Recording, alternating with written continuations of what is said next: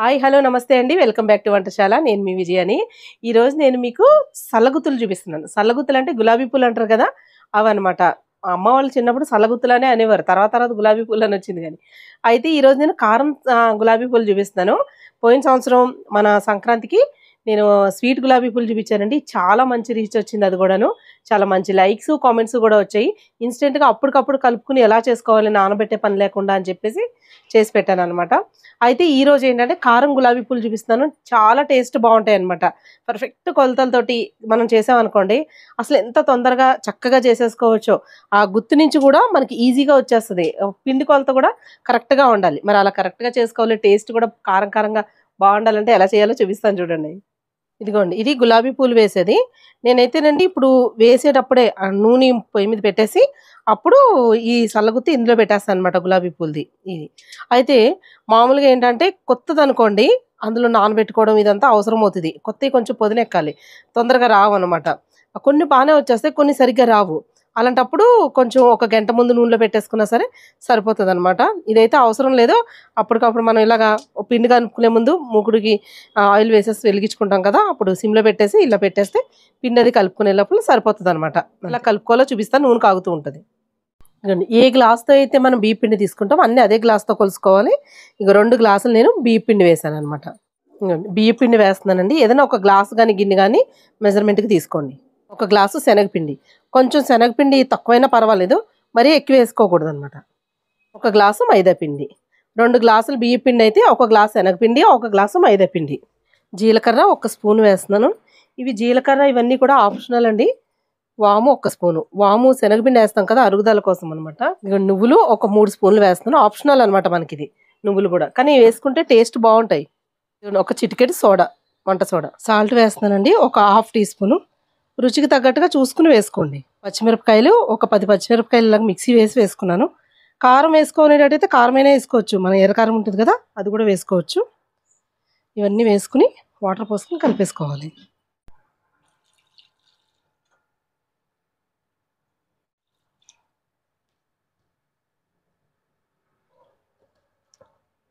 చూసుకోండి, మరీ పల్చగా కలపకూడదు, అలాగని బాగా చిక్కగా కూడా ఉండకూడదు. నేను ఇప్పుడు చూపిస్తాను. ఇదిగోండి పిండి చూడండి. ఇక మరీ చిక్కగా అవ్వకూడదు, మరీ పలచగా అవ్వకూడదు. ఒకవేళ చిక్కగా అయిందని తెలిస్తే 1, 2 వేసుకున్నాక మీకు తెలుస్తుంది కదా, కొంచెం వాటర్ యాడ్ చేసుకోండి. అది స్పూన్లు లెక్క వేసుకోండి. ఒకేసారి వేసేసారంటే పలచగా అయిపోద్ది. ఇదిగోండి పిండి ఇలా కలిపేసుకున్నాం కదా. ఇదిగోండి నూనె బాగా కాగాలి.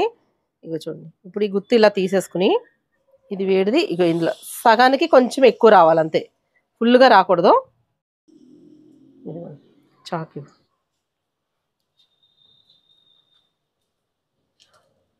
1, 2 వచ్చే వరకు కొద్దిగా మనకి ఇక ఇలాగా ఇలా అనాలంతే చాకుతోటి.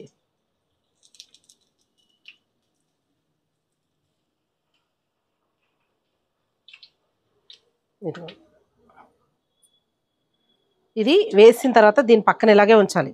ఇగోండి ఇలా తిరగేసుకోవాలి ఇది కూడాను.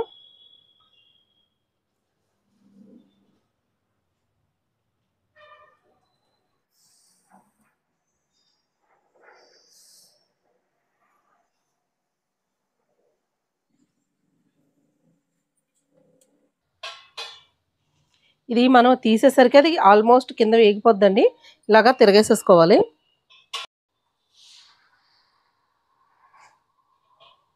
ఇదిగోండి ఇది వేగిపోయింది చూడండి, తీసేస్తున్నాను. అన్నీ ఒక ప్లేట్లో పెట్టుకోవాలి, విడివిడిగా పెట్టుకోవాలి, అన్నీ ఒకదాని మీద ఒకటి వేసుకోకుండాను.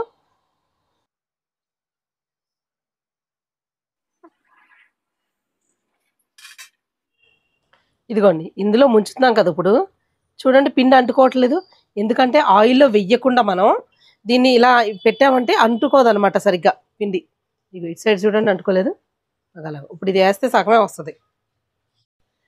ఒకటి తీసేసిన తర్వాత మనం కంపల్సరీ ఆయిల్లో పెడితేనే మనకు అది వస్తుంది, లేకపోతే రాదనమాట. మీకు ఒకసారి చూపిస్తున్నాను అనమాట, ఒకవేళ తీసేస్తే ఎందుకు రాదు అన్నది. ఇంకా చూడండి ఒక పక్కన ఫ్లవర్ రాలేదు సరిగ్గా. ఇక ఇలా వెంటనే తీసిన వెంటనే ఇలాగ ఆయిల్లో పెట్టుకుని వేసుకోవాలి.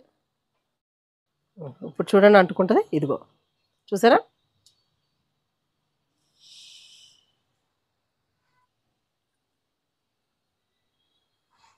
ఒకటి వేగేసరికి ఒకటి రెడీ అవుతూ ఉంటుంది. ఇదిగోండి మొత్తం అన్నీ ఇలాగే వేసుకోవాలి.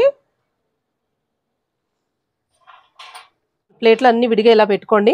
తీసిన వెంటనే కొంచెం మెత్తగా అనిపిస్తే కొద్దిగా ఒక 10 నిమిషాలకి వెంటనే ఒక 5 నిమిషాలు చాలా గట్టిపడిపోతాయి అనమాట. ఇదిగోండి సల్లగుత్తులు గులాబీ పూలు అయితే రెడీ అయిపోయినాయి. నిజంగానండి నేను ఆల్రెడీ టేస్ట్ చేశాను. ఎంత గుల్లగా ఉన్నాయో చాలా బాగున్నాయి. ఒకసారి చూపిస్తాను చూడండి దగ్గరగా మీకు. చూడండి ఎన్ని వచ్చాయో. మొత్తం కలిపి 1/2 కేజీ పిండి కూడా లేదు, కానీ ఎక్కువ క్వాంటిటీలో వస్తాయి అనమాట. మనం ఏదో కొంచెమే కదా కలుపుకుంటున్నాం అనుకున్నాం, పలచగా వస్తాయి కదా, అందుకని చాలా ఎక్కువ వస్తాయి. ఇక చూడండి చాలా గుల్లగా ఉన్నాయి. మరీ ఎక్కువగా గుల్లగా ఉండకూడదు అంటే కొంచెం బియ్యం పిండి ఎక్కువ వేసుకోండి అనమాట. ఓకే, చూసారా ఇది కరెక్ట్ కొలతండి. కాకపోతే ఎక్కువ గుల్లగా ఉండడం చాలామందికి ఇష్టం ఉండదు. మరీ ఎక్కువ గుల్లగా ఉన్నాయి, కొంచెం గట్టిగా ఉంటే బాగుండు అనుకునే వాళ్ళకి మాత్రం ఒక 2 గ్లాసులు బియ్యం పిండి, 1 గ్లాసు మైదా పిండి, 1 గ్లాసు శనగపిండి వేసాను కదా, మీరు 2.5 గ్లాసులు బియ్యం పిండి వేసుకోండి. ఇంకా కొంచెం కొద్ది గట్టిగా ఉండాలి, ఇంత గుల్లగా ఉండకూడదు అనే వాళ్ళకి ఇది మాత్రం పర్ఫెక్ట్ కొలత అనమాట. చాలా టేస్టీగా ఉంటాయి, చాలా గుల్లగా ఉంటాయి, కారం కారంగా బాగుంటాయి.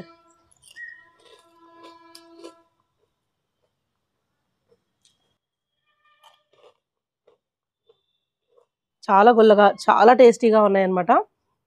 మళ్ళీ చాలా ఈజీగా కూడా అయిపోతుంది, ఫాస్ట్గాను. మనం పిండి కలుపుకోవడంలో కూడా ఉంటుంది. బియ్య పిండి ఎప్పుడు చాలా మెత్తగా ఉండాలండి, బరకలాగా అది ఉండకూడదు. అది బియ్య పిండి కానీ శనగపిండి కానీ ఏదైనా కానీ మెత్తగా ఉండాలన్నమాట, లేకపోతే దానికి అంటుకుని ఊటి రావు సరిగ్గా. నేను ఈ వీడియో ఏంటంటే ఆల్రెడీ పండగ ముందే పెట్టాల్సింది, కానీ చేసుకోలేదు. ఇంట్లోకి చేద్దామని చెప్పేసి ఇవి చేశాను అనమాట. చేద్దాం అనుకున్నాను, అది కూడా వీడియో తీద్దామని చెప్పేసి ఆగాను. ఎందుకనంటే సంక్రాంతి ముందే పెట్టేద్దును, కానీ మనకి ఇంకొక ఛానల్ ఉంది కదండి, వింటున్నారు వ్లాగ్ ఛానల్, అందులో ముగ్గులు వేయడం వల్ల అసలు లేట్ అయిపోయింది. ఇంకా కాళ్ళు అయితే పట్లు పట్టేసినట్టు నొప్పులు అనమాట. త్రిబులేకి నేను ఒక త్రిబులే కాంపిటీషన్ ఉంది కదా, దానికోసం ముగ్గు వేశాను. దానికి ఇంకా 2 రోజులు పట్టింది. నేను మెల్లిగా ముగ్గు వేసేసరికి కాళ్ళు చేతులు నొప్పులు. లోపల ఆల్రెడీ వేసే ఉందండి ముగ్గు.